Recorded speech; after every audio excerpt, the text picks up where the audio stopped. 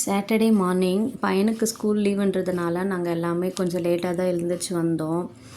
பிஃபோராகவே எங்களுக்கு தெரிஞ்சிருச்சு சாட்டர்டே லீவுன்னு சொல்லிட்டு ஸ்கூல்லேருந்து இன்ஃபார்ம் பண்ணிட்டாங்க. ரொம்ப ஹாப்பியாகிட்டான் பையன்.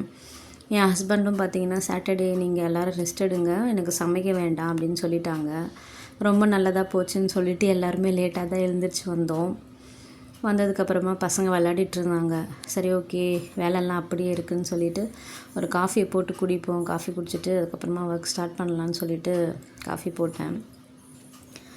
லீவ் டேஸில் மட்டும் பார்த்திங்கன்னா இந்த மாதிரி ரிலாக்ஸாக நம்ம ஒரு காஃபியோ ஒரு எந்த ஒரு ஃபுட்டோ சரி ஒரு ரிலாக்ஸாக சாப்பிட முடியும். மற்ற டைம் அவன் ஸ்கூலுக்கு போகிற டைம்லாம் காஃபி குடிக்கவே நேரம் இருக்காது.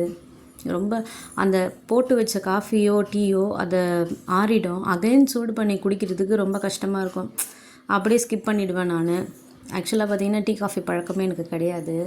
இங்கே வந்ததுக்கப்புறமா ஹஸ்பண்டுக்கு போடுவேன். அவர் கொடுத்துட்டு கொஞ்சம் மிச்சம் இருக்கிறது எதுக்கு வேஸ்ட்டுன்னு சொல்லிவிட்டு அதை குடிப்பேன். அப்படி குடித்து பழக்கமானது தான் எனக்கு டீ காஃபிலாம். பட் விருப்பப்பட்டு நானாக எனக்காக தனியாக போட்டு குடிக்கிறதெல்லாம் ரொம்ப ரேரு. இவங்களுக்கு போடுறப்போ அது கூட கொஞ்சம் நானும் சேர்த்து குடிப்பேன். முதல் பாத்திரம்லாம் வாஷ் பண்ணி வச்சிடலாம். அப்போ தான் வேலை கொஞ்சம் சீக்கிரமாக ஈஸியாக முடியும். ஸ்பேஸ் இருக்கும் முதல்ல சமைக்கிறதுக்கு. பாத்திரங்களில் ரொம்ப அப்படியே நிறைய ஃபுல்லாக இருக்கும்போது நம்மளுக்கு வேலையே ஓடாது. அந்த டென்ஷன்லேயே பசங்களை போட்டு அடிச்சிட்ருப்பேன் நான். முதல்ல இந்த வேலை முடிச்சிட்டா தான் எனக்கு அடுத்தடுத்த வேலை டக்கு டக்குன்னு ஓடும். சீப்புலாம் அப்படி அப்படியே இருந்துச்சு கொஞ்சம் கழுவாமல். அப்படியே எல்லாத்தையும் கழுவி வச்சுருக்கணும்னு சொல்லிட்டு கழுவிட்டுருக்கேன். நாளைக்கு வர சர்ச் போகணும். நாங்கள் ப்ரிப்பேர்டாக எல்லாத்தையும் எடுத்து வைக்கணும். இவங்க 2 பேரும் அடிதடியில் இறங்கிட்டாங்க. நான் தான் வைப்பேன், நீ தான் வைப்பேன்னு சொல்லிவிட்டு தக்காளி வெங்காயத்தை பிரித்து வைங்கடான்னு சொன்னேன். இவர் பிரித்து வைப்பார், அந்த அம்மா எடுத்து கழிச்சு போடுவாங்க. இதே வேலை தான். பட் எங்கேஜாக இருந்தாங்க 2 பேருமே. பாத்திரம்லாம் வாஷ் பண்ணி முடிச்சுட்டு கொஞ்சம் நேரம் உட்காந்தேன். சரி பாப்பா தூங்குவா, அவளை தூங்க வச்சுட்டு சமைக்க போடலான்னு பார்த்தா அந்த அம்மா தூங்கவே இல்லை. என்ன பண்ண முடியும், குழந்தைங்க அவங்க அண்ணன் கூட இருந்தாலே மேடம் தூங்க மாட்டாங்க. அது எவ்வளோ நேரம் ஆனாலும் சரி விளையாடிட்டே தான் இருப்பா பாப்பா. ஒரு வழியாக குழந்தை எல்லாத்தையும் அடுக்கி எடுத்துன்னு வந்துட்டு அம்மா நான் செஞ்சிட்டேம்மா அப்படின்னு காட்டினாங்க. இந்த மேடமும் என் கூடயே வந்துட்டாங்க சமைக்கிறதுக்கு. வெஜிடபிள் பிரியாணி தான் செய்யலான்னு சொல்லிட்டு வந்தேன். எல்லாத்தையும் ப்ரிப்பேர் பண்ணி வச்சிட்ருக்குறேன். பாப்பா மட்டும் மேலே உட்காந்துட்ருக்கிறாள் நான் அப்படின்னு கேட்டான். அவங்க அவளுக்கே இடம் இல்லை, நீ எங்கடா நிற்க போகிற அப்படின்னு சொல்லிட்டு இருந்தேன். கோச்சின்னு போயிட்டான். பாப்பா மட்டும்தான் எப்போவுமே மேலே உட்காடுறா அப்படின்ட்டு. இவன் மேலே உட்காந்தா இவளும் சும்மா இருக்க மாட்டான். அதையும் பிடிச்சி நோண்டிகிட்டே இருப்பாள். இவளை உட்கார வச்சுட்டு நம்மளால் வேலை பார்க்க முடியாது. அவள் கையிலேருந்து எல்லாத்தையும் வாங்குறதுக்கே எனக்கு நேரம் கரெக்டாக இருக்கும். இதை கொடு அதை கொடுன்னு சொல்லிட்டு நான் எடுத்து வைக்கிறது எல்லாமே ஒன்று ஒன்றா எடுத்து அதை உப்பு ஜாடியில் போட்டுகிட்டே இருந்தா. எனக்கு டென்ஷன் ஆகிடுச்சு. நான் ஒரே ஒரு கற்று தான் கற்றுனேன். ஜில்லு அப்படின்னு சொன்னதுமே என் பையன் அலறி அடிச்சுன்னு ஓடி வந்துட்டு உடனே அவளை தூக்கிட்டான். பாவம், எனக்கு அவன் தாங்க ஃபுல் சப்போர்ட்டு.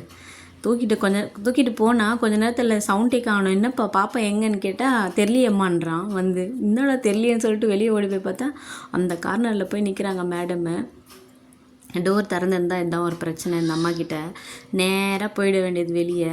எஸ்டர்டே அப்படி தான் என்ன பண்ணாங்கன்னா படியில் நின்றுட்டு அண்ணன் மேலே இருக்கிறான்னு சொல்லிவிட்டு அவனை பார்க்குறேன்னு சொல்லிவிட்டு அப்படியே குழந்தை நடந்துட்டுருக்குறா. படியில் ஸ்டெப்ஸில் அப்படியே நடந்துட்டுருக்குறா. அது 3 படி வலிக்கு என்ன பண்ணிட்டா கடகடன்னு உருண்டு ஓடிட்டா. நான் கிச்சனில் நிற்கும்போது அந்த சவுண்டு கேட்டு ஒரு நிமிஷம் மனசே பதறி போச்சு. அதுக்கப்புறமா தூக்கி பார்த்தா மண்டையில் கொஞ்சம் அடி பட்டிருந்துச்சு லைட்டாக. பையனுக்கும் சேர்த்து அடி கொடுத்துட்டு வேறு என்ன பண்ண முடியும், உன்னால் தானே அவளுக்கு அடிப்பட்டுச்சுன்னு சொல்லி 2 பேரையும் பொத்துனேன். அப்புறம் அழுதுகிட்டே இருந்தாங்க. இப்போ நம்ம சொந்த வீடுன்னா அந்த கேட் மாதிரிலாம் வைக்கிறாங்க. குழந்தைங்க வெளியில் ஓடாதபடிக்கு சின்னதாக ஒரு கேட் மாதிரி இருக்குது. அந்த மாதிரிலாம் போடலாம். பட் நம்ம இருக்கிறது ரெண்ட் ஹவுஸு. இதில் நம்ம போட முடியாது. அதுவும் அந்த இடம் வாசல் கொஞ்சம் அகலமாக இருக்கும். அவ்வளோ பெரிய கேட்டுக்கு நம்ம எங்கே போகிறதுனா கூட பரவாயில்ல, குழந்தைக்காக பார்க்கலாம்னு சொல்லிட்டு நம்ம வாங்கி போடலாம். பட் அங்கே ரொம்ப பெருசாக இருந்ததுனால எங்களால் அதை இது பண்ண முடியல. ஒரு வழியாக சமைச்சு முடிச்சிட்டாங்க.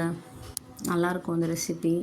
நான் இன்றைக்கி பார்த்திங்கன்னா இஞ்சி பூண்டு வதக்கி வைக்கல. இஞ்சி பூண்டு, பச்சை மிளகா, கொத்தமல்லி, புதினா இதை அரைச்சி ஊற்றிட்டேன். அது தனித்தனியாக இருந்துச்சுன்னா இவங்களுக்கு சாப்பிட்றது கஷ்டமாக இருக்குது போல். அதனால் இப்படி செய்யுமா அப்படின்னு சொல்கிறாங்க. சரின்னு சொல்லிவிட்டு அப்படியே செஞ்சாச்சு. நல்லாயிருக்கும் இந்த புலாவை சாப்பிட்றதுக்கு. இறக்குறதுக்குள்ளே என் பையன் பசிமான்னா சரிடா இருடா அப்படின்னேன். ஒரு வழியாக செஞ்சு முடிச்சு எங்களோட லஞ்சை சாப்பிட்டாச்சு. இந்த வீடியோ உங்களுக்கு பிடிச்சிருந்துச்சுன்னா லைக் பண்ணுங்கள். தேங்க்ஸ் ஃபார் வாட்சிங்.